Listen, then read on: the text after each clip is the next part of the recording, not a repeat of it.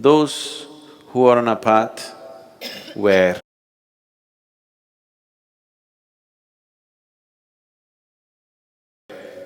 they don't want to gather anything, they will wear white.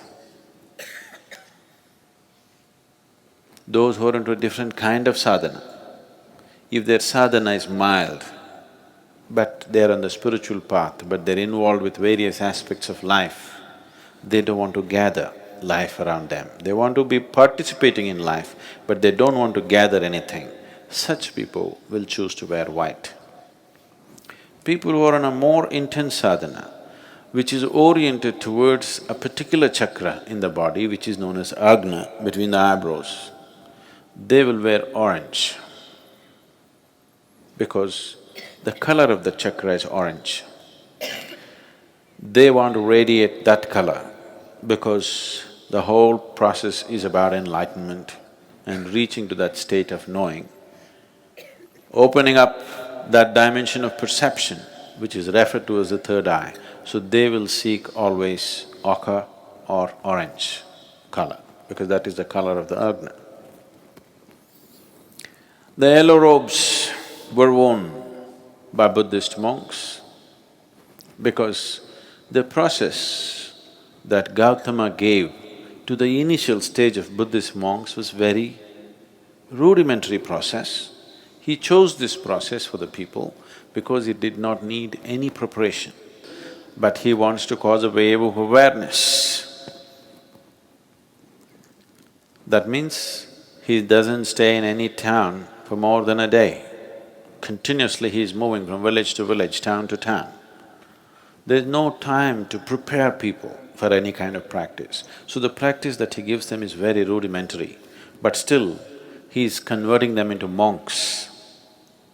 He's fixing their life, but not giving them enough preparatory steps. So he told them to wear the yellow robe, because yellow is the color of the Mooladhara. The most basic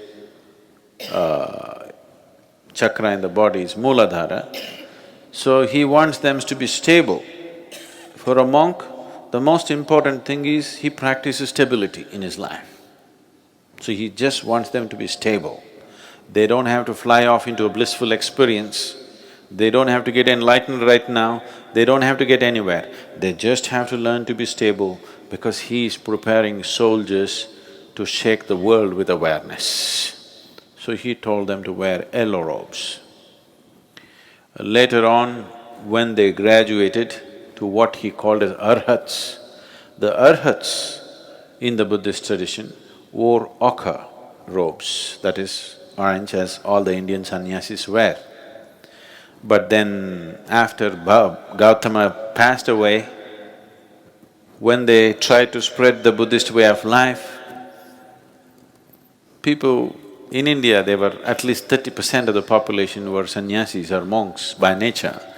By culture, it was just like that. So this one more set of monks, they just accepted them and they became kind of part of them. They couldn't maintain a distinct identity. So from ochre, they shifted to a little more maroonish color, more for an identity's sake, because they would simply mix with all the other yogis and monks who were walking all over the place. So they wanted to set up a distinct identity, so they switched to a little maroonish color later on. I love that eye roll.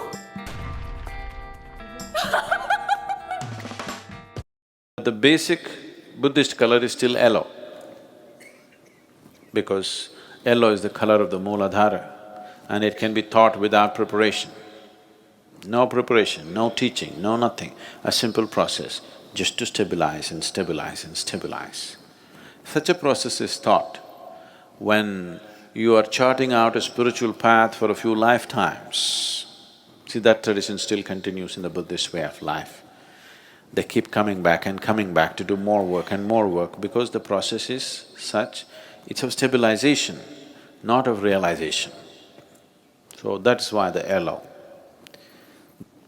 Devi is always red because red is the most vibrant color. Of all the colors, red is the most vibrant color and feminine represents that. Whether you like it or not, there is a longing in a woman to be like a flower,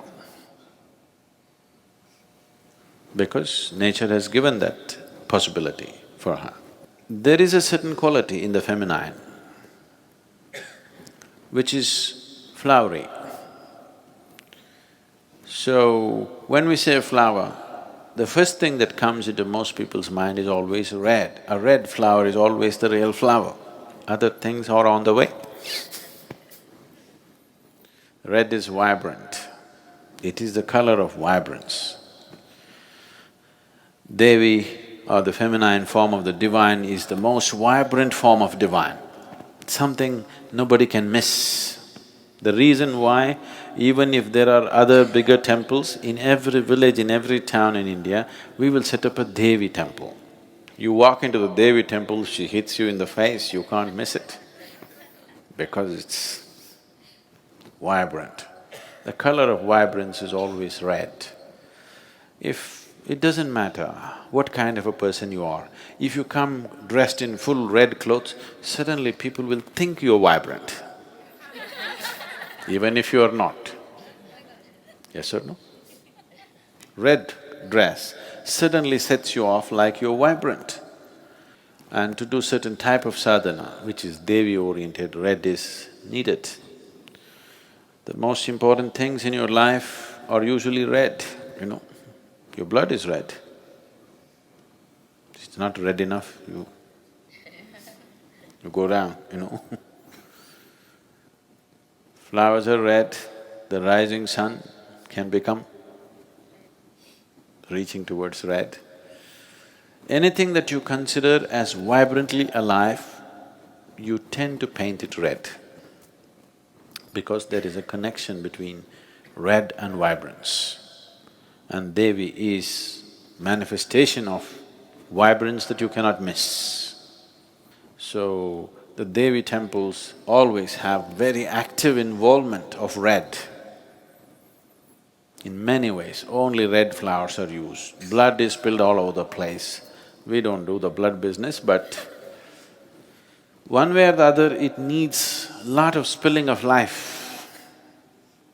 Either you must know how to spill your life just like that without killing yourself. If you do not know the technology, you have to kill. We know the technology, so we don't kill. Somebody else who do not know the technology of spilling life without killing the body, they will cut the body. Most Devi temples have daily sacrifice. So colors have some impact. It definitely influences a few things, but it's not everything.